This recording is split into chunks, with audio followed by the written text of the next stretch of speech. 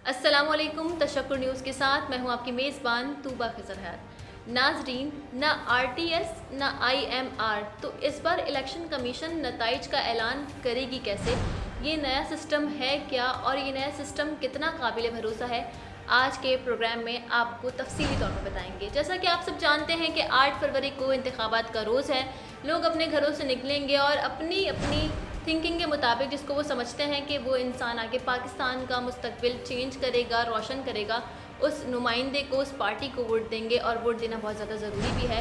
लेकिन इलेक्शन से पहले पाकिस्तान में एक शोर बहुत ज़्यादा हमें सुनाई देता है, और वो शोर क्या होता है? वो शोर ये होता है कि धांधली हो जाएगी, धांधली हो जाएगी। ऐसा ही कुछ हुआ कि इमरान खान साहब की हमशीरा अलीमा बीबी ने मीडिया से बातचीत की और इमरान खान का एक पैगाम पहुंचाया आवाम तक। और उस पैगाम के बाद काफ़ी ज़्यादा हमें ये चीज़ सुनने को मिल रही है कि भाई ये EMS है क्या, यानी इलेक्शन मैनेजमेंट सिस्टम है क्या, जिसके ज़रिए इस साल इंतखाबात कंडक्ट होने वाले हैं। तो सबसे पहले तो मैं आपको बताऊं कि अलीमा बीबी ने मीडिया से बातचीत करते हुए कहा कि इमरान खान ने उनको ये बात आगे पहुँचाने के लिए कही है कि वो जाकर बताएँ सबको कि वो कंप्यूटर्स जिनसे इलेक्शन के नताइज का ऐलान किया जाने वाला है, वो तमाम कंप्यूटर्स नून लीग ने हैक कर लिए हैं, और हैक करके नून लीग उनमें जो नताइज आएंगे, जो रिजल्ट्स होंगे इलेक्शन के, उनमें रद्दोबदल कर सकते। अब जब नाज़रीन उन्होंने ये स्टेटमेंट पास किया तो नून लीग की रहनुमा उज़्मा बुखारी ने इस पर रद्दमल देते हुए कहा कि PTI वालों के पास दिमाग है ही नहीं, कॉमन सेंस है नहीं, वो इस्तेमाल नहीं करते। ऐसा कैसे हो सकता है कि कोई भी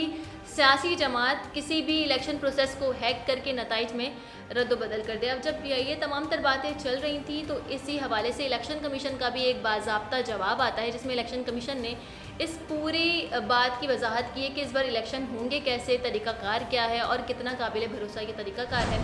तो वो हम आपको आज की वीडियो में बताएंगे और आसान करके बताएंगे, ताकि आपको भी समझ में आ जाए कि ये होने क्या वाला है इलेक्शन।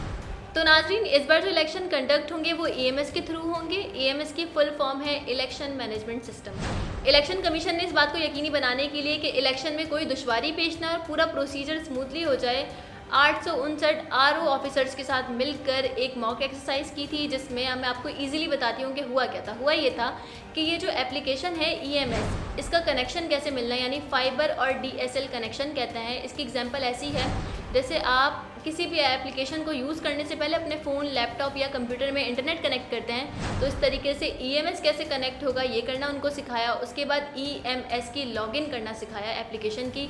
इसकी भी एग्जांपल ऐसी है कि आप अपने फ़ोन में फेसबुक लॉगिन करते हैं तो आप पहले पासवर्ड और तमाम तर चीज़ें जो भी कर रहे होते हैं, उसके बाद आप फेसबुक यूज़ कर सकते हैं। बिल्कुल ऐसे ही इन ऑफिसर्स को EMS की लॉगिन करना सिखाया कि लॉगिन कैसे होगा।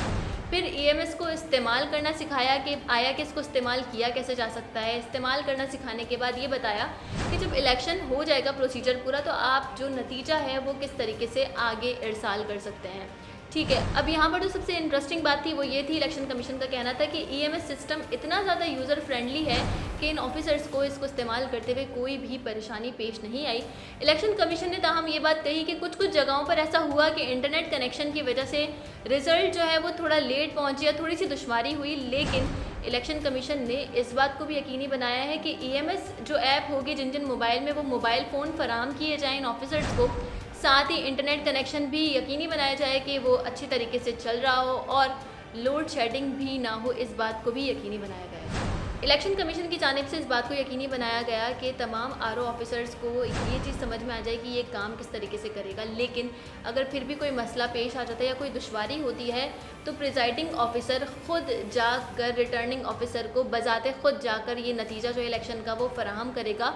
तो फिर भी ये तमाम तर चीज़ें होने के बाद भी अगर कोई व्हाट इफ हो जाता है तो भी इलेक्शन के नतीजे पहुंचेंगे, और इस बात को यकीनी बनाया जाएगा कि इलेक्शन फेयर तरीके से हो। और जब हर चीज़ ही थ्रू ऐप हो रहा है और एक प्रॉपर प्रोसीजर के ज़रिए हो रहा है, तो धांधली का कहीं पर भी सवाल नहीं उठ सकता। उम्मीद करते हैं आपको समझ आया होगा कि EMS है क्या और ये काम किस तरीके से करेगा। लेकिन यहाँ पर याद ज़रूर रखें, 8 फरवरी को घर से निकलकर वोट डालना बिल्कुल ना भूलिएगा, क्योंकि वोट अमानत है। इसी के साथ अपनी मेज़बान को दीजिए इजाज़त। पाकिस्तान जिंदाबाद, पाक फ़ौज पाइंदाबाद।